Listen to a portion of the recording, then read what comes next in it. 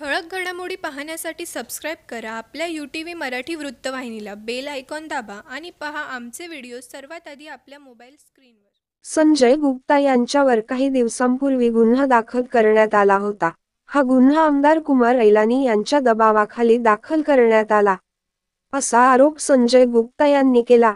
याच आरोपाचा आमदार कुमार ऐलानी यांनी खंडन करून प्रत्युत्तर दिले आहे. देखिए, उनके ऊपर जो एफआईआर हुई है, न मुझे मालूमात है, न मुझे पता है कब हुई है, कभी ये एफआईआर हुई है, क्योंकि पिछले 10 दिन से मैं गणपतियों में बिजी था। किस बात पे हुई है, क्या हुई है, मुझे कोई मालूमात नहीं। अगर उनके पास कोई प्रूफ होवे तो मुझे बताए, तो मैं उसका जवाब दूंगा। वो कह रहे हैं कि वो चुनाव इस बार आमदारकी का लड़ने वाले हैं और उसके कारण आप उनको परेशान करने के लिए मुकेश यादव को हैंडल कर रहे हो और उनके ऊपर एफआईआर कर रहे हो। आपका क्या कहना है? देखिए, मैंने हर इंटरव्यू में एक ही बात कही है, आमदार चुनाव कोई भी लड़े, 4 लड़े या 40 लड़े, मैंने सबका स्वागत करूंगा। ऐसा मैंने हर स्टेटमेंट में, पूरे शहर में, मीडिया में मैंने स्टेटमेंट दी है। चुनाव लड़ने का सबको पावर है। पार्टी जिसको भी टिकट देगी उसके लिए हम काम करेंगे। मुझे टिकट देगी तो मेरे लिए काम करेंगे, और पार्टी में हमारे में से किसी और के पास टिकट जाती है तो हम उसके लिए काम करेंगे। ऐसे मैंने पहले से ऑलरेडी स्टेटमेंट दे चुका हूं मैं। उनका कहना है कि पूरे मामले को लेकर मैंने जो हमारे जिला अध्यक्ष है प्रदीप रामचंद्र ने इनको भी इस बारे में जानकारी दी है। और दूसरी बात उन्होंने कहा कि जो आमदार जी ने षड्यंत्र रचे मेरे लिए, मैं इसकी शिकायत हमारे रविंद्र चौहान जी है, हमारे गृह मंत्री देवेंद्र फडणवीस इनसे करने वाला हूँ। क्या कहेंगे? कहाँ पे भी कर ले, सच सच होगा, झूठ झूठ होगा। अगर उनके पास एक प्रूफ भी होए तो मुझे बतावे।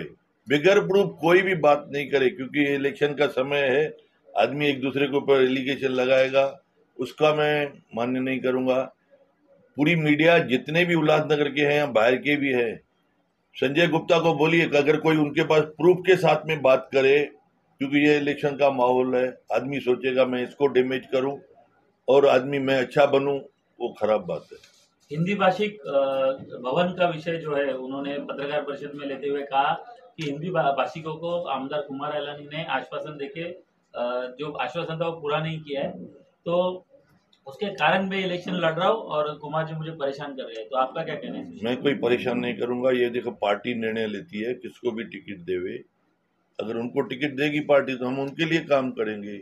हिंदी भाषी भवन की बात है, हम उनको जबान दी। 25 लोग बैठे थे, उन्होंने कहा लैंड मैं लूंगा, पैसा आप दोगे। मैंने सबके सामने जबान दिया, आप लैंड लेंगे तो मैं आपको उसको डेवलप करने के लिए फंड्स दूंगा। उन्होंने कहा कि 5 उत्तर भारतीयों को कारपोरेटर के लिए जो चुनाव आएगा उसमें सीट देंगे, उसके लिए भी हमने मान्य किया। बाकी तो देखिए, उनके जो 20-25 लोग हैं वो प्रूफ है। उनके अलावा उनके और कोई भी प्रूफ होवे तो मुझे बताए। जवाहर होटल में आपके साथ में उनकी मीटिंग हुई थी इस विषय पर, हिंदी भाषी भवन के ऊपर, उसमें आपने उसको गुमराह किया, ऐसा उनका कहना है। किस बात का गुमराह किया? जब भी हम बोले हिंदी भाषी भवन बनाएंगे तो उसमें गुमराह की क्या बात है? आज हमने सैंक्शन के लिए दिया हुआ है, जिस दिन सैंक्शन होके आएगा तो उसकी भूमि पूजन होगी। उन्होंने अपने पत्रकार परिषद के बीच में एक वाक्य कहा कि उन्होंने कुमार ऐलानी के जब कैबिनेट में हमारी बैठक हुई थी, उस समय उत्तर भारतीय के सारे नेता थे और उस समय उन्होंने उत्तर भारतीय भवन की मांग की थी, मगर कुमार ऐलानी ने सीधा कहा कि ये उत्तर भारतीय आपको देने वाला नहीं हो, आपको जो करना है करो। जब मैं बोल रहा हूँ 25 लोग बैठे थे, उनके सबके सामने मैंने यस बोला है। बाकी आप उल्टा बात घुमाएंगे तो उसका मैं जवाब नहीं दे सकता। संजय गुप्ता जी आपके पार्टी के हैं, फिर भी आपके ऊपर आरोप किए जा रहे हैं। देखिए, जहाँ तक मुझे मालूमात है वो मेरे विरोधियों के साथ मिला हुआ है। सवेरे 5-5 बजे हमारे विरोधियों के साथ इंटीला में गाड़ी में बैठ के मीटिंगें करते हैं, वॉक करते हुए मीटिंग करते हैं। आज मुझे जहाँ तक सभी लोग ने बताया है कि आप आके देखिए, आपके विरोधियों के साथ में उठते बैठते हैं, तो मुझे बेहद दुख होता है। हमारे पार्टी का होके हमने ही उनके लिए कोशिश किया था उसको उत्तर भारतीय अध्यक्ष पद मिले। आज वो विरोधियों के साथ बैठ के, या आज वो प्रोटोकॉल उसको मालूम नहीं है। आज के डेट में न वो आमदार का बैनर में फोटो लगाता है, न अध्यक्ष का बैनर में फोटो लगाता है, न विधानसभा अध्यक्ष का फोटो लगाता है, कभी कभी मोदी जी का फोटो नहीं लगाता है, देवेंद्र फडणवीस साहब का नहीं फोटो लगाता है। उसको प्रोटोकॉल मालूम नहीं है। आज ये अपन जो भी शहर में बैनर लगाते हैं, आपने भी जहां जहां पे भी जाते होंगे, आपने कभी भी हमारे आदरणीय प्राइम मिनिस्टर नरेंद्र मोदी जी का बैनर में फोटो नहीं देखा होगा, देवेंद्र फडणवीस साहब का, हमारे आदरणीय रविंद्र चौहान जी, या किसी का भी, न चीफ मिनिस्टर का। ये प्रोटोकॉल का उल्लंघन है। वो देखिए, अभी उसको इतना नॉलेज नहीं है। आज हमारे विरोधी उनको जैसे चला रहे होंगे वैसे चलते होंगे, ऐसा स्टेटमेंट दो, वैसा करो। प्रोटोकॉल के खिलाफ जा रहा है, अध्यक्ष भी प्रोटोकॉल के मतलब उनसे संबंध जुड़े हुए हैं, तो प्रदेश में आप शिकायत करोगे क्या फिर? देखिए, हमने प्रदेश में भी बता दिया है, चुनाव का समय है, वो अपने हिसाब से अपना काम करेंगे।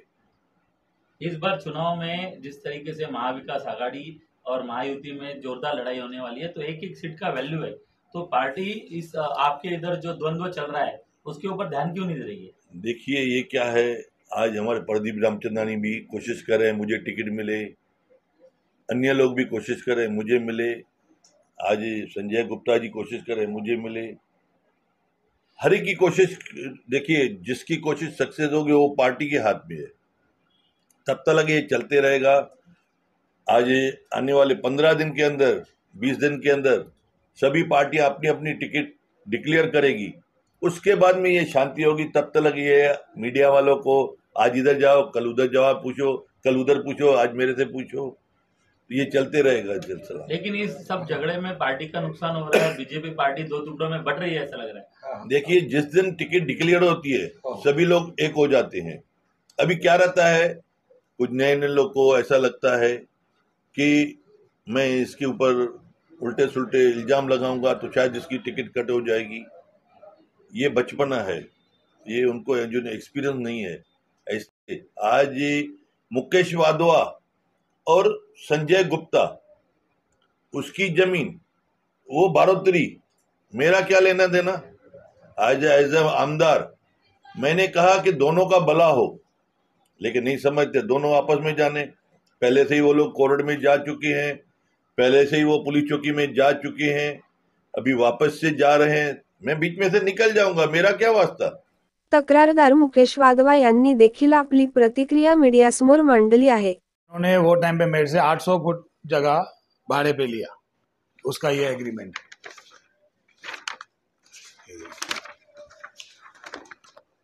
ये लीव इन लाइसेंस एग्रीमेंट है और इसमें लिखा हुआ है कि ये गाला नंबर 10 और एरिया भी लिखा हुआ है 800 फुट, और इसमें ये भी लिखा हुआ है कि इसका 10,000 भाड़ा है और इसका 2020 से लेके 2021 में 7/10/2021 में ख़त्म हुआ।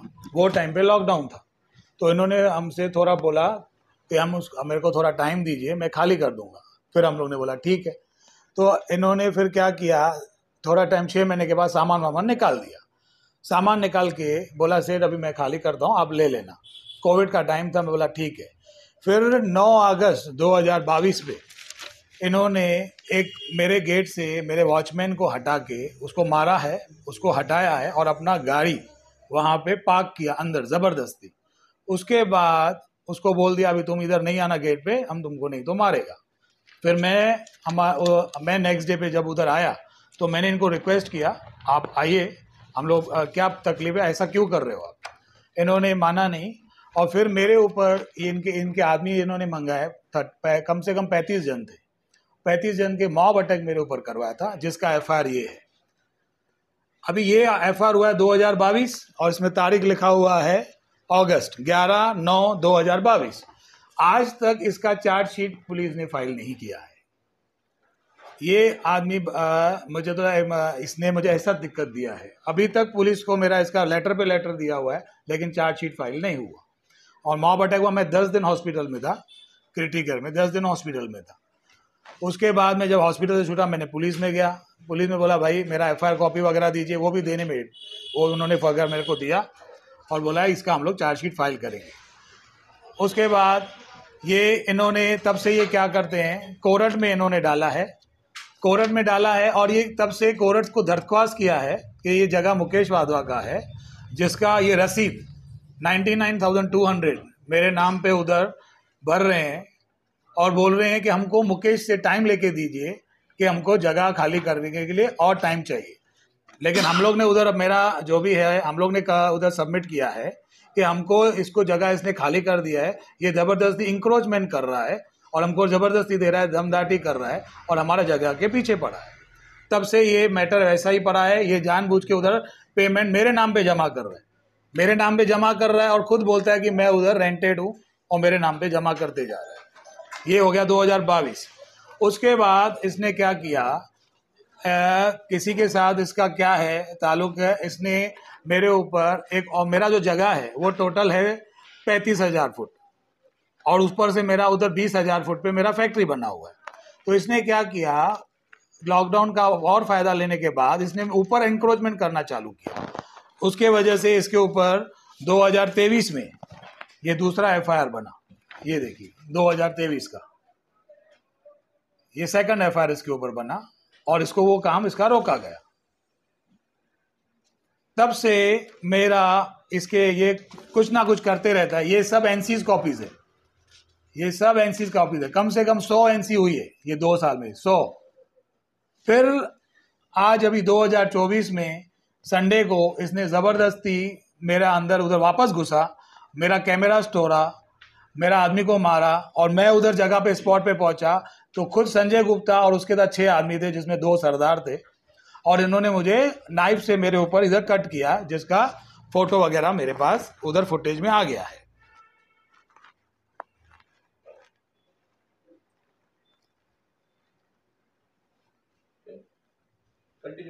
देखा, ओके। और अभी मेरा यही दरख्वास्त था सबसे, मैं 2 साल से सब जगह घूमा, पुलिस में, मैं यहाँ regional office, commissioner office, CP office, सबके जगह पे मेरा लेटर्स दिया हुआ है, कंप्लेंट्स के कॉपीज, NC कॉपीज दी गई है, पर टिल डेट मुझे यहाँ से इसके तरफ से रिलीफ नहीं मिला है। तो फिर मैं सब जगह घूमा। उसके बाद मुझे कहीं से पता चला साहब बालेराव साहब हैं और मैं पता चला कि आप इनसे मिलिए, एक बार उनको मिलिए, उनको पूरा मैटर बताइए। तो मैं जब इनसे मिला तो इन्होंने मेरा पूरा मैटर समझा और भले ये महाराष्ट्री साहब हैं, हम सिंधी हैं, हमारा तो अखंड भारत था पहले, हम सिंधी लोग तो वहाँ से अपना सब छोड़ के इधर आए और हम लोग इधर आके अपना खून पसीना से उल्लासनगर को सींचा है। आज मैं इधर आशा, हमारा ग्रुप ऑफ कंपनीज है और हम लोग इधर टैक्स भरते हैं इतने सालों से। आज हमारा ये मैं 3रा पीढ़ी हूँ। फिर साहब ने सब चीज़ देखी और साहब ने बोला मैं आपको सहयोग करूँगा, आपको मैं ये दिलवाऊँगा, न्याय दिलवाऊँगा। तो आज मैं साहब को रिक्वेस्ट किया और साहब अभी मेरे को न्याय दिलाने के लिए आगे आए हैं। संजय गुप्ता जी उत्तर भारतीय समाज के भारतीय जनता पार्टी के सेल के अध्यक्ष हैं। क्या उसके वजह से आपको तकलीफ आ रही है? जो आप कार्रवाई करना चाहते हैं उनके ऊपर कार्रवाई नहीं हो रही है, वो अपने ओर से प्रशासन दबाव लगा रहा है जिसकी वजह से आपकी सुनवाई नहीं हो रही है, जिसकी वजह से आप भगवान बालेराव RPI पार्टी के जिला अध्यक्ष के पास आए। हाँ, ये चीज़ मैंने 2 साल में महसूस की जब से इनको ये उत्तर भारतीय का अध्यक्ष बनाया गया है। तब से आज देखिए 2022 से अगर चार्जशीट नहीं फाइल हो रही है, आज कॉमन मैन होता या गुंडा जो भी है तो चार्जशीट तो फटाफट फाइल होता है। ये उनके भी ऊपर है, ये आदमी गुंडे लोग के भी ऊपर है। ऐसा आदमी को अगर आज हम लोग, इनको सिंधी लोग हैं हम लोग इसको कैसे आमदार बनाएंगे? अपनी प्रॉपर्टी भाड़े पे दी है, मामला कोर्ट में भी पहुंचा है और वहां का स्टेटस क्या है? ये कितने साल से आपके पास भाड़े पे बैठा है जो ये नौबत आ गई आज वो प्रॉपर्टी में? मेरा गेट पे फुटेज है और हम उसको सब फुटेज दिखा दे सकते हैं। कोई ये चीज टोटली वो गलत बोल रहा है, जानबूझ के इनको बालेराव जी का नाम खराब करने के लिए कर रहे हैं, ऊपर केस दाखिल करने के लिए। नहीं, ये देखिए, ये जो भी चीजें वो बोल रहा है अगर उसके पास प्रूफ है तो वो दिखा दे, बाकी तो बोलने के लिए तो कुछ भी बोलता है। RPI के क्या है पूरा मामला? उन्होंने कहा है कि महिलाओं ने झंडा लगाने के बाद कुछ उन्होंने अपने गारमेंट से भी सामान लेके गए, पूरा क्या है बताइए। अभी देखिए, प्रॉपर्टी का मालिक मैं हूँ, बराबर है, और वो आए हैं, झंडे लगाए, उनको हम लोग ने परमिशन दिया है, बराबर। वो महिलाएं, वो कार्यकर्ता है साहब, ये अपना इनका RPI साहब के कार्य करता है, उनको मैंने अलाउ किया तभी उन्होंने झंडे लगाए, नहीं तो वो थोड़ी है, वो तो मैं उनके पास गया हूँ सहयोग मांगने के लिए, तो वो हमारे सहयोग में लगाए हैं। और ये झूठ बोलता है, ये तो उल्टा नारी अपमान है। ये बहुत बड़ा नारी अपमान है कि नारी के लिए गलत बोल रहा है, और उसमें भी हमारा फुटेज है, हर चीज़ का हम फुटेज दिखा सकते हैं। अगर ये नारी अपमान कर रहा है तो इसको उसका भी भुगतान करना पड़ेगा।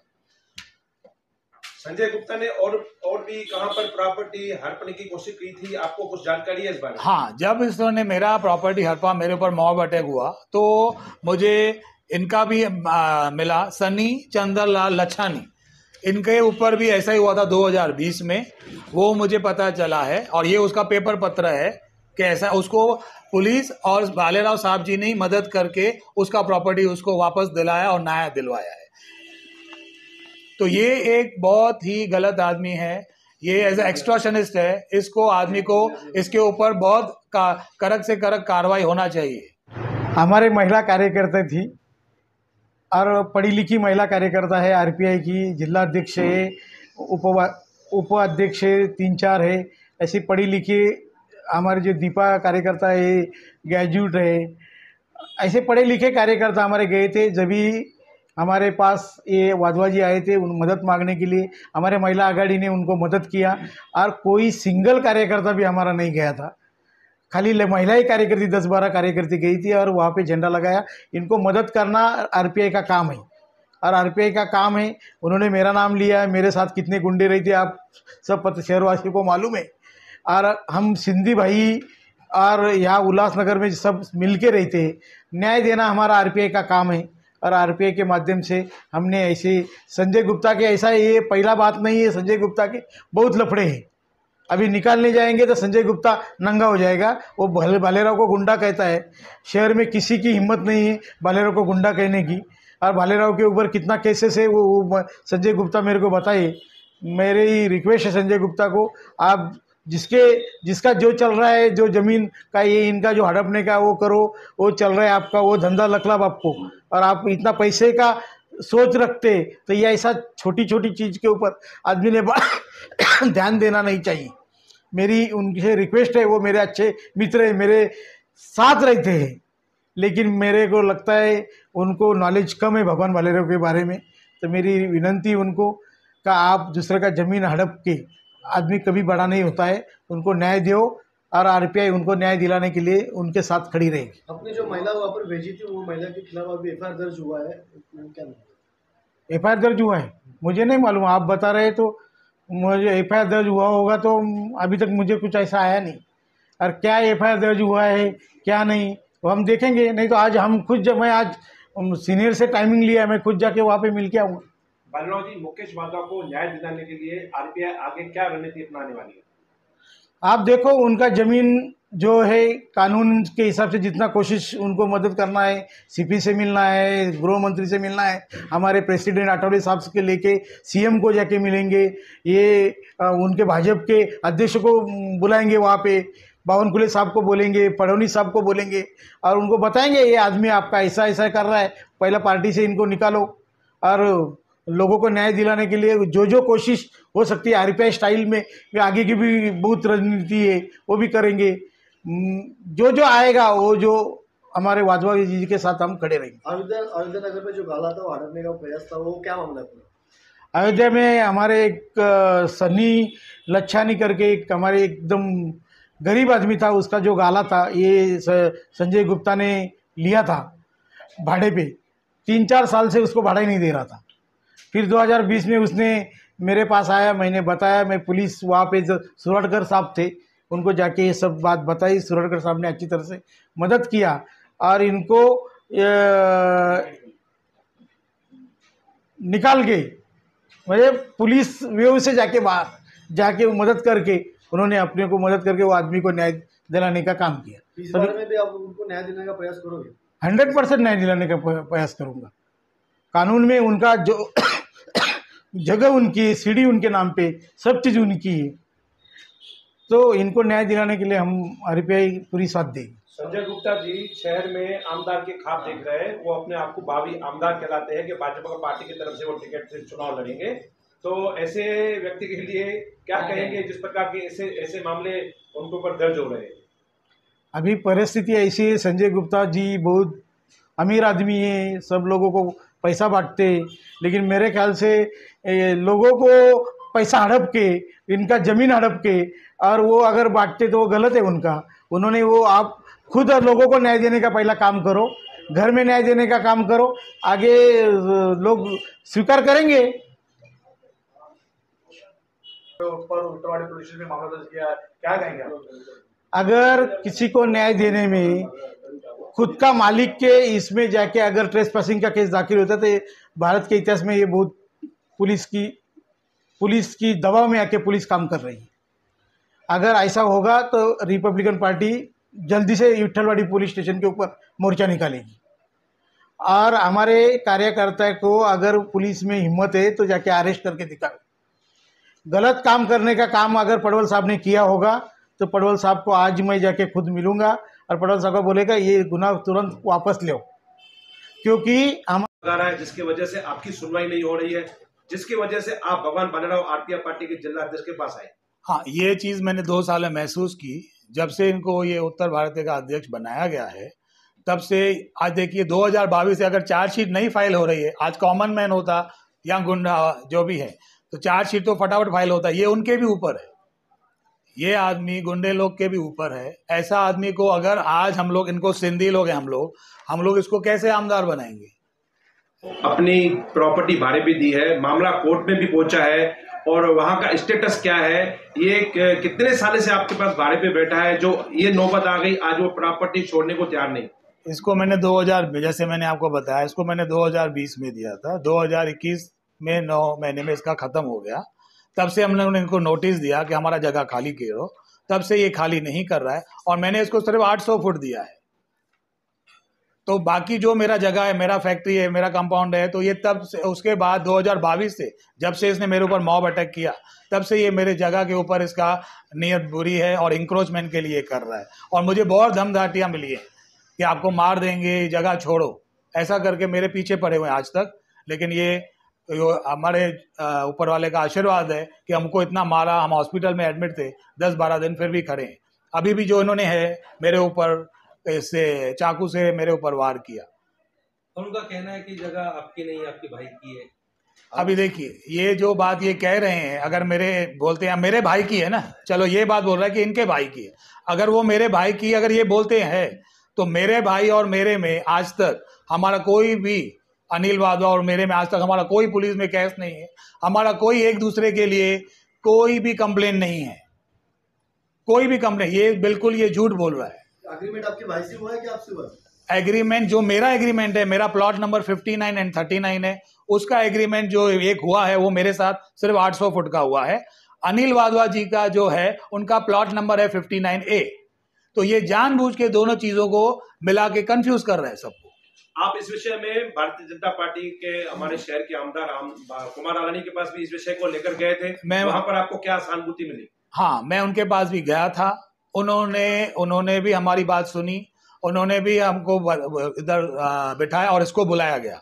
इसको बुलाने के बाद इन्होंने खुद इसको बोला कि ये जगह मुकेश वाधवा से ही मैंने ली है, आप इसको बोलिए कि मुझे थोड़ा टाइम दें। फिर इन्होंने वहां से भी उनसे टाइम लिया 6 महीने का, फिर वो 6 महीना हो गया, फिर दूसरी बार बुलाया गया, फिर और 6 महीना हुआ, 22 हुआ, 23 गुजरा, लेकिन फिर इन्होंने उसको बोल दिया मैं खाली नहीं करूंगा, तुमको क्या करने का है करो। उनको भी ऐसा बोल के आखिरी में वहां से वो चले गए। तो कोर्ट में भाड़ा भरने का क्या वजह है जो कोर्ट में भाड़ा भर रहे हैं? हाँ, कोर्ट में जब से इन्होंने केस डाला है 800 फुट का, तो ये कोर्ट में क्या रिक्वेस्ट कर रहे हैं कि कोर्ट का मेरे पास पेपर है जिसमें ये रिक्वेस्ट कर रहे हैं कोर्ट को कि मुझे मुकेश वाधवा से टाइम दिया जाए और मेरे नाम की रसीद है, ये देखिए, अगर जगह मेरे नाम की नहीं है, ये देखिए ये मुकेश वाधवा के नाम की रसीद है जिसमें ये 99,200 एवरी मंथ कोर्ट में इनको भरते हैं। और उधर इसका पेपर भी है बाइफर्केशन, जिन्होंने उसमें मांग की है कि मैं मुकेश वाधवा को, मेरे को बोली है मुकेश वाधवा को कि हमें और टाइम दिया जाए, लेकिन हमने उनको बोल दिया है इनका 2021 में लीव एंड लाइसेंस है, एग्रीमेंट खत्म हो गया है, और लीव एंड लाइसेंस की एग्रीमेंट के हिसाब से इनको जैसा तारीख हो जाए इनको खुद खाली कर देना है। लीव एंड लाइसेंस का महत्व ही ये है, वो भी पक्का एग्रीमेंट है, मेरा कॉपी भी है, रजिस्टर्ड कॉपी भी है मेरे पास। संजय गुप्ता ने आपका आरोप किया है कि आपने उनके साथ धोखा करके उनसे 2 साल भाड़ा वसूला गया। महाराष्ट्र शासन की जगह है ऐसा? अभी देखिए 2 साल से ये मेरे नाम पे अगर कोर्ट में भर रहे हैं तो मेरे पास तो भाड़ा 1 रुपया भी नहीं आया है। ये खुद एडमिट कर रहे हैं कि मैं कोर्ट में भरता हूँ और मेरे पास कोर्ट का रसीद है। तो ये चीज़ तो इनवैलिड है। He is telling totally wrong, true false बोल रहे हैं टोटली। उनका कहना है ऐसा भी उनको दूसरा फ्लैट दिखाया था, उससे फ्लैट का आप लोग मतलब उससे भाड़ा ले रहे हैं। देखिए अभी देखिए एक वो क्या एक कहावत है, एक झूठ छुपाने के लिए 100 झूठ बोलने पड़ते हैं। तो ये ऐसे आदमी हैं, अभी इनसे जो हुआ है गलती उसको छुपाने के लिए इनके पास कोई कागज पत्र नहीं है। तो वर्बली आदमी को तो कोई कुछ बोल नहीं सकता है, वो कितना भी बोलते रहे उसको हम रोक नहीं सकते हैं। लेकिन हमारे पास पेपर पत्र है और हमको पता है हमें न्याय मिलेंगी।